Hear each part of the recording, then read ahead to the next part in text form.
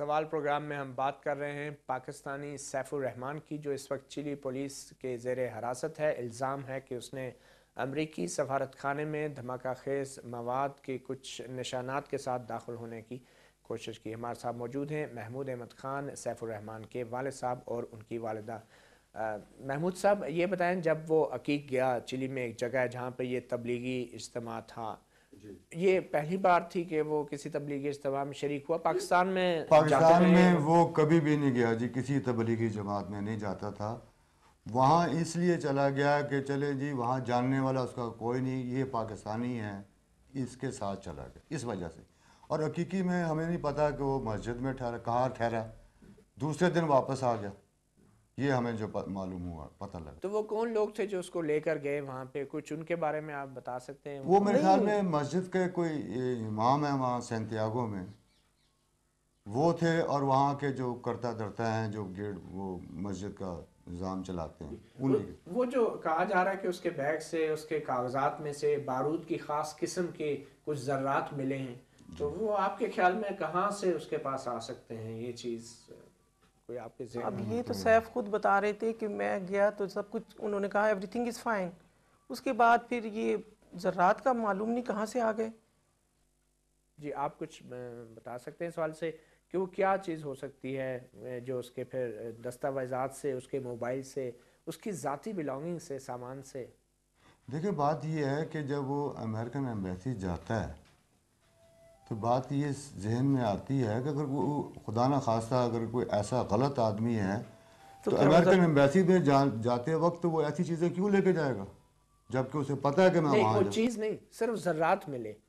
ذرات ملے، یہ تو اللہ ہی جانتا ہے کیا ہوا کیا نہیں ہوا، اس کے بارے میں ہم کچھ نہیں کہہ سکتے۔ ذرات کہاں سے آئے، وہ نہ اس کا کوئی لنک ہے، وہ تو ٹورسٹ ٹائپ بندہ تھا اور ٹورزم کو لائک کرتا تھا۔ پاکستان میں جب یہاں پہ وہ آپ کے ساتھ رہا تو کیا اس کا رابطہ کچھ ایسی چیزوں سے ہو، کچھ ایسی بارود سے؟ نو نیور وہ نہیں، کبھی ایسے ہمارے بچے تو آپ کو پتہ ہے رات کو بھی باہر زیادہ دیر تک نہیں رہتے، مغرب کے بعد ہمارا بچہ کوئی گھر سے باہر نہیں ہوتا، بس ان کا پڑھنا ہے، اور دوست یہ جو ہیں سب ہم جانتے ہیں۔ یہاں پہ عام طور پہ شادی بیاہ میں یہ چیزیں بہت استعمال ہوتی ہیں بارود کی۔ نہیں، وہ کسی ایسے، اس کی اتنی سوسائٹی ایسی نہیں ہے، وہ بڑا ریزرو قسم کا فطرت کو انجوائے کرنے والا بچہ ہے، یعنی موسیقی سے اسے لگا ہوا، گٹار بڑی اچھی بجاتا ہے۔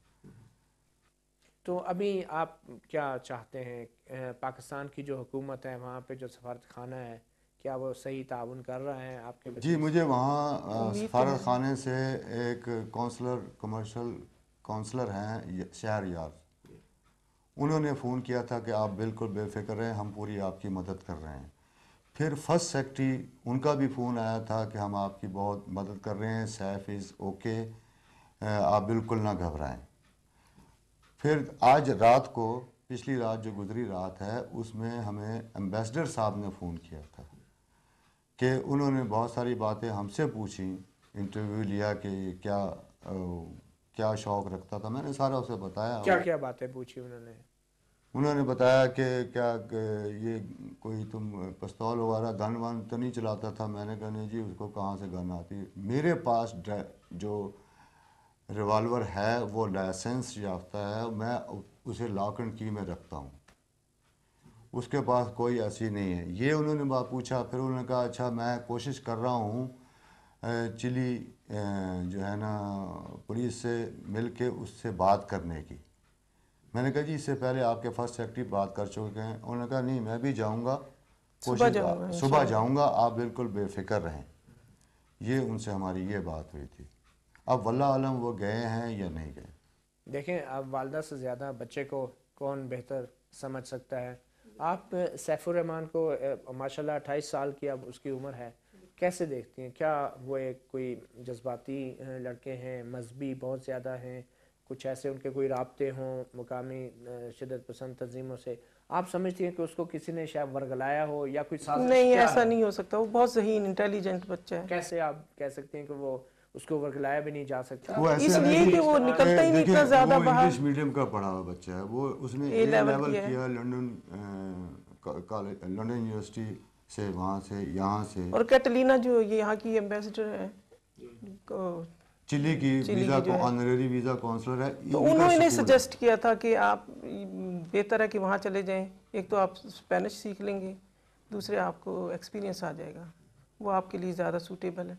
देखिए मालूमी तालीम तो काफ़ी नहीं है, हमने देखा बहुत से पाकिस्तानी जो इवन लंदन में भी रहे, अमेरिका में भी रहे, उन्होंने भी कुछ ऐसी चीज़ें की जिससे काफ़ी हमारे मुल्क पे दबाव बढ़ा।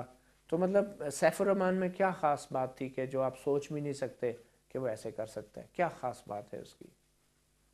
ख़ास बात मैं आपको बताऊं जी कि वो अगर कोई परिंदा भी मर जाता था तो वो उस पर भी अफसोस करता था, चिड़िया मरने पे भी रो पड़ता था। उसके अंदर इतनी इंसानियत थी कि वो किसी का यानी अपने सामने बकरा हलाल होते भी नहीं देख सकता था। ईद के रोज़ वो दूर बैठ जाता था।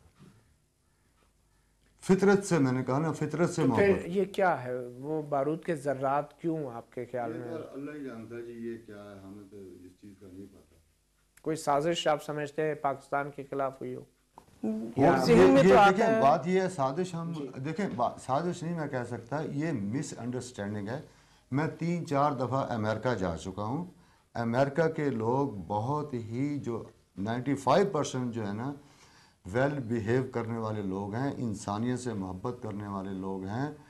मैं ये नहीं शक करता कि इन्होंने कुछ किया है। मैं कहता हूँ साजिश का नहीं, मैं कहता हूँ ये मिसअंडरस्टैंडिंग। अमेरिका के लोगों की बात कर रहे हैं या हुकूमत की? मैं अमेरिका के लोगों की, क्योंकि मैं 3 दफ़ा अमेरिका जो गया हूँ, मैं एयरपोर्ट पे जब भी इंटरव्यू दिया तो बड़े बाइखलाक लोग मुझे मिले सारी। ठीक है, हम अपनी गुफ्तगू जारी रखेंगे सैफुर रहमान के बारे में। एक छोटी सी ब्रेक लेते हैं और नाज़रीन जब ब्रेक से वापस आएंगे तो हम अपने सवाल के अगले सेगमेंट में आपको लेकर चलेंगे सैफुर रहमान के बेडरूम में, घर में, जहाँ पे वो रहा और जिस माहौल में रहा। एक छोटी सी ब्रेक के बाद।